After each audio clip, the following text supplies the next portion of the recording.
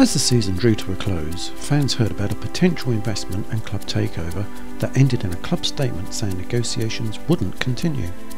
We caught up with Paul Maynard, chairman of the Sports Community Interest Club, to find out more, as well as his views on the club's immediate and longer term future. Okay, Paul, good to meet you. Tell us a bit about your background and how you got involved with Eastbourne Borough. First of all, I'm a solicitor by trade and a partner at Gaby Hardwick, and Gaby Hardwick have done the legal work for Eastbourne Borough for many years, and including the incorporation of the CIC. So I was involved on that side of things, but also my son started playing football when he was 5, and like many dads, I got roped into coaching, and so I've been coaching him through Eastbourne Borough from the age of 5, and he's now 16. And last week he played his last game for the club, and it was my last game as well. So I've been involved both on a football side and on a legal side. A few years ago, Len approached me and asked if I would join the board. And then obviously he was ill for a while, so I became vice chairman. And then the last AGM, he decided to hand over the chairmanship of the CIC to myself. So, looking to this season, after a bit of a scare, Tommy and the team finished comfortably and in the end with a bit of style. And they were right on the money for the season's rebuilding objective. As chairman of the Community Interest Club, how solid a base does that offer you for the grand plan? Well, firstly, I thought that the game against Staines was tremendous, great effort, especially when we're down to 10 men. But there just seemed to be a real feel-good factor about the club that day. And so what we need to do, obviously, is to take that into next season, keep it going throughout the close season.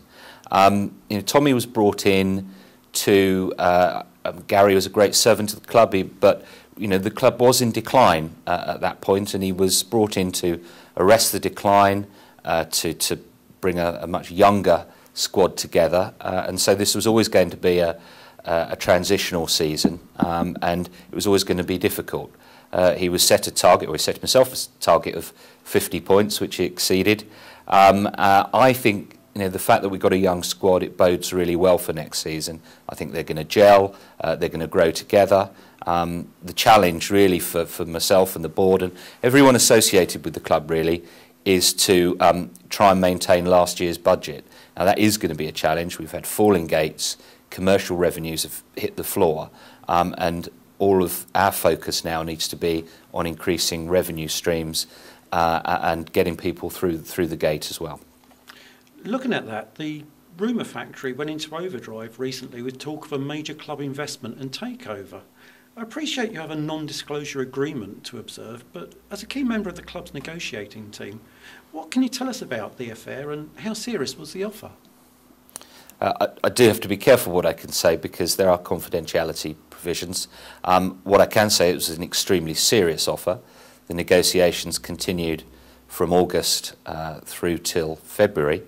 We signed detailed heads of agreement in January. All the main terms of the deal were in place. It was an extremely exciting and attractive deal, and we got very, very close indeed. So what was the reason for the closure of the negotiation? Was it football related or for other business reasons? I genuinely don't know. Whether we were slipping down the league, the revenues weren't great, certainly it couldn't have helped things. What I was told is that the time wasn't right for the investor, and I think the deal wasn't right for them at the time either. So that's where we are. That's a shame. So what are your feelings over the likelihood of negotiations resuming at a later stage? I'm told it's unlikely, but who knows? We remain on good terms, very good terms with the investor. And, I think the investor has come in for a little bad press recently. They've been very supportive of the club, particularly financially in the last year. There's absolutely nothing in it for them at that point. So, and we continue to remain on good terms. That he's a big supporter of Eastbourne, the town generally. And so who knows what the future holds. But really our focus now has to be preparing for next season.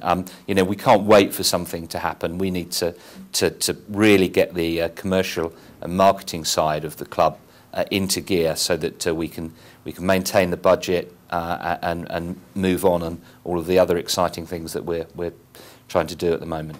Oh, I see. So there were some positives that you can take away from. Very much so. I mean, the board really, it was an opportunity for us to look at what we want out of the club for the future, both in terms of what our ambitions are for the club, practically, in terms of infrastructure. So we have a blueprint both for the future and should another investor come along that that we can almost take down off the shelf. There's a lot of soul searching in terms of the safeguards. The really important thing from us, from our point of view, was to make sure that the long-term future of the club was preserved and that the club was going to move forward on a sustainable basis. And I think that would have happened. So the deal is still there in terms of what we require. We've had the financial contribution. It's been at no cost to the club at all. The investor met all of the legal fees. We've moved forward with the development plans, the costings, and we've had positive discussions with the council as well. So there's a lot that has come out of it that is positive. That sounds excellent. You mentioned there about improving revenues, and looking at the structure of the club as it stands at the moment, how are the various committees that were set up to accelerate the club's development and generating income coming along? Well, when a couple of years ago we did look at the structure, and we set up some subcommittees of the board, a finance, a commercial and a development subcommittee. I think in terms of finance, we've seen improvements in the last year in terms of monitoring and budgeting. We need to go a lot further in terms of cash flow because things have been really tight this last year. And so we need to be better at predicting when we've got to pay things out. Commercially, I think lots of really good ideas. There's some really exciting ideas that we've had on the commercial steering group. I think what hasn't happened is we haven't implemented them yet, and they will be rolled out over the summer. I mean, they will be things like, I want to see a shop. The Supporters Club have done a fantastic job. They're really enthusiastic to take this forward. Merchandising, we don't make enough money for the club through merchandising. I'd like to see a shop that we could maybe put in the town centre at the start of the season with shirt sales, and in the lead up to Christmas maybe, stocking fillers. I'd like to see us maybe at Airborne. So lots of things on that front. Shares, we really need to have a new initiative for the sale of shares. I'm hoping that we will set up an enterprise investment scheme in the next few months, which will mean that any person that invests in shares in the club will be able to set that off against tax. Up to 30% tax relief is available. So we're going to have a big promotion as far as shares are concerned before the start of the new season as well. And really I'm going to urge everybody that is a supporter of the club or would like to get involved, please think what you can do in terms of shares or sponsorship or donations, because really we have some ambitious plans and we really do need the support. That sounds really good. And regarding the ground as well, how are the development plans coming along? I know you've been in discussions with the council. Well, as I mentioned earlier, the plans have now been finalised. That was something that hadn't happened. So we do have a full set of plans for the ground development. We've now had them costed as well, which I have to say is quite scary. We know that there is grant funding available up to 50%, but we need to find the other 50%.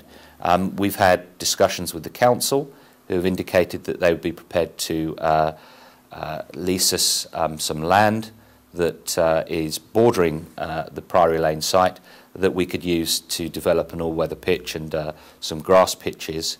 So we want to take that forward. There's with some of the other development issues in terms of the younger side of the club, the demands on the land at Priory Lane are going to increase, and so we need to be able to cater for that, and a lot of focus is going to go into that in the next year or so. You mentioned the all-weather pitch there. That's coming closer to reality, or is it still? Yes. What we're hoping to do is to set up an Eastbourne Borough Development Fund, which is essentially going to be a joint initiative with our youth section and the senior side, with the intention of raising funds so that this can become a reality. I mean, it's absolutely essential. We've got the academy, we've got the development centre, we've got youth teams. I've got 3 new youth teams starting in the summer, including girls football coming back to Priory Lane for the first time for some years, which we're excited about, but we do need to accommodate them. If we have an all-weather pitch, of course, it brings the community in from other parts of the town, hopefully increases the bar revenue as well, and it is a good source of income going forward, so it's a priority for us.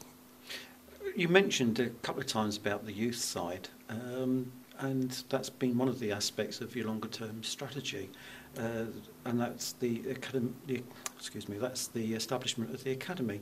Can you tell us a bit more about the academy and how it's progressing? I mean, I feel that we really need to have a much closer links. It needs to be joined up with the youth section through to the senior side. And a couple of years ago, we really set about trying to build the club up from the bottom. And we've got a thriving, burgeoning youth section. It's very well run. We've got over 300 children. We then set up 2 years ago the development centre, which really is an elite coaching centre, not just for children playing for Eastbourne Borough Youth, but for all over the area. So we've got children come from Hastings, Newhaven, Uckfield, to get top quality coaching from the likes of Simon Johnson and Ollie Rowe. And of course that brings in and cements the link for the club with youngsters going on to the future. The next stage is the academy, which is a really exciting proposition. That starts in September. So we'll have approximately 20 really talented footballers, aged between 16 and 18. They're going to be educated on the site for half the day, and they're going to get football coaching for the other half of the day. So we brought Jay Lovett in, former Borough favourite, who has a tremendous reputation in Sussex as a coach, and he's already attracting some of the really best talented lads from all over Sussex.